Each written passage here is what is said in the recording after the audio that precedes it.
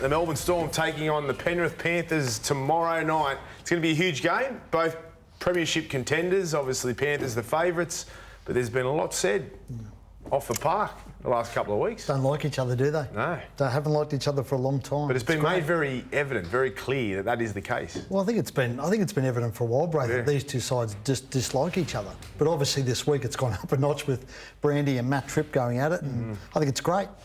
Buzz? Love the theatre. What do you think about the actual game? A few injuries, but... Yeah, it's still a really, really important game to give us an idea for later in the year. And I know the halves are out, but Billy Kickout back, correct? Is he definitely in? Because he was named in the extended, so we're not sure if he's in. Big chance, but so apparently. We'll see with that. And Melbourne desperate, you know, to stay in that top four. They are. I love aggro in rugby league. It brings eyeballs to television, bums on seat. It does. Yeah. Oh, no. It's a feud. It's a fully blown feud. Yeah. And as Kenty said You during love a few, don't you, Buzz? Well, I'm involved in plenty. Not as many as my mate here recently. He's doing the short ball. Hospital pass. Just like Buzz, the feuds bring out the best in them, right? They do that with Melbourne and Penrith. Invariably, they're great games, right? When they meet each other, it should be a beauty. Now, Ivan Cleary has responded to explosive comments from Storm Chairman Matt Tripp that labelled Panthers Deputy Chairman Greg Alexander and the Panthers Club arrogant after Alexander accused the Melbourne Storm of pioneering wrestling tactics in the game. Tripp hit back with this pointed attack. For the deputy chair of one of our biggest competitors to make unfounded and stupid comments just goes to the arrogance of that club and their perceived status in the game. Let's take a listen to Ivan Cleary's response. Absolutely unfair, yeah. As I said, I'm not here to judge anybody else, you know, but yeah, I think Brandy's, well, I know that Brandy is an outstanding commentator. He's a decorated figure in the game for many, many years as a player and a commentator. His commentary career has been, you know, quite long now. I think if anyone's able to have an opinion, it's Brandy, and I think most of his opinions, you know, are spot on. So, but that was his opinion in a completely different role. Yeah, so I don't think it's fair to, to be for everyone else at our club to be, labelled what we were. But you know, I guess these things happen sometimes. Frustrating that, because there have been a few comments now like that over the last couple of years. I know Canberra were saying similar things last year. I don't know why people say it. All I can say is that I don't believe it's true. I think, you know, I don't think that the consistency we've shown in the last 3 years, I don't think there's any way that you can do that if you know, you're disrespectful or arrogant. I think, I'm not sure how every other club does it, but if there's any team that has its players spend more time with the public, kids, particularly after games than our boys do, then yeah, I'd like to see it. So yeah, we're very proud of our club and our boys, and probably not perfect, but you know, yeah, I'd like to think we're doing a decent job. Yeah, the Penrith Panthers not doing a decent job, doing an outstanding job. Marvellous, really. The last few years they've been great. They're close to greatness. They're looking to go back to back. Are they arrogant? I think you've got to differentiate what they're like on the field and what they're like off it. I mean, Ivan was talking then about how they do a lot of work with the kids. Off the field, those guys, the Jerome Luais and Nathan Cleary, well, they're fantastic blokes. On the field, though, they play with swagger. Right, they play with a bit of swagger. They play with a bit of arrogance, and I think that's you've got to draw. Don't you want that? Don't you want that? Well, I think you've got to have it, don't you, Brad? You've got to have it to be successful. You need confidence, right? Yeah. Some people think they cross that line a little bit. You need confidence. You need a little bit of arrogance. You need to go out there thinking, "I've got you covered. We've got you covered." It all shapes the narrative. So look, the clubs that have criticised Penrith have spoken. Is it this stuff, Kenny, too? This sort of stuff. Is it the after try We know stuff? this. It's well. Look, to Bree's point, they do have swagger. They are confident and they are aggressive and they let you know it and they actually revel in showing you how well they're going. Okay, that's on the field. Ivan didn't address that at all. He addressed them off the field where he was 100% right. They are tremendous, the way they interact with their fans and and give back to the community.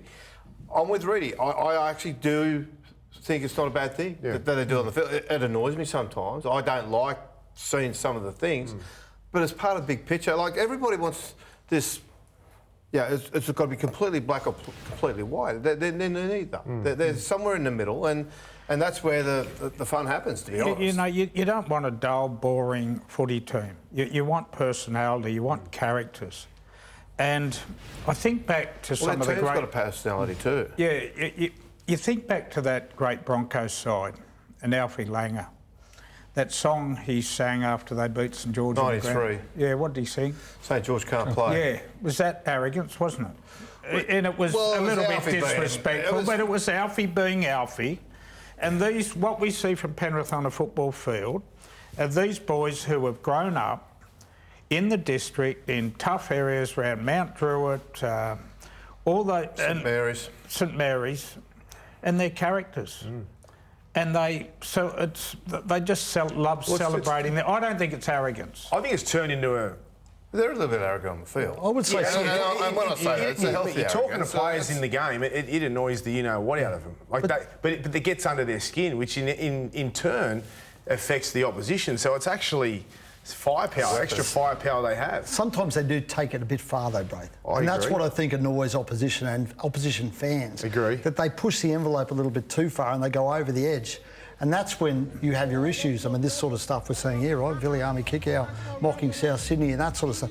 That's what I think gets under the goat of other players and other teams and other fans. And legitimately too. Yeah. But when you're the top of the pops, right, when you're the tall poppy, it's a bit like when Melbourne are the top. People want to bring them down.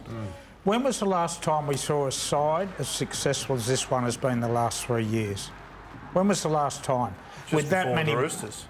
No, Kenty, not as many go. I think Aaron Wallace will give you statistics that show no club has won as many games as they have in the last 3 years for a very long time. That might be true, Buzz, but it's all about premierships. And the Roosters won but only 4 years ago. I actually think Penrith have done a great thing up there. I think if you did a poll in a newspaper or online or wherever, they wouldn't be the most unpopular side in the comp. I don't think they're hated by any means. Oh, come on. Not like Manly used to be. They're not. But Manly were hated for a reason too, and it was legitimate. Yeah, but that was a checkbook. Yeah, that was Arco's checkbook. Yeah, and they went out and they won premierships with it. It is a bit of tall poppy syndrome too. As soon as a team gets success, everyone wants to knock them down. Yeah. We love to do that, don't we? You do. Oh, You please. blokes are always bagging Melbourne. Oh, here we go. Let's get... Here he is, Stormman's back on. Can I just give you another anecdote about these Penrith boys? You know, it's been a major story in this city, in Sydney, the gang wars. And a boy was stabbed to death at the show. I know some of the police involved in this, and they've gone to the Penrith players and asked them to go into these postcode areas, talk to the boys at the schools. And you know who's been captain of that? Nathan Cleary. He's been just sensational. So Kenty, away from footy, which Ivan was, they're just great. They've also been doing gang signs on the field, Buzz. So they've had to be tipped to stop doing that. So they are a young side, and sometimes that inexperience or that youthfulness tips over. But again, and that's what annoys other teams. That's confusing the issue, because when we talk about them being arrogant, we're not talking about off the field, Buzz. We're talking about on the field and the way they are on the field. Well, I think we're talking both, because... Well, I don't think so. I think the way Ivan addressed it there, he addressed off the field, but that's not the issue. And Tripp the issue is whether they're arrogant on the field. Clearly indicating on the field. And at times, and you need that arrogance, but at times they do push it a bit far, I think, and that's what, as I said, that's what annoys people. All right, ready? The Panthers have copped it this week a little bit, and we just spoke about it.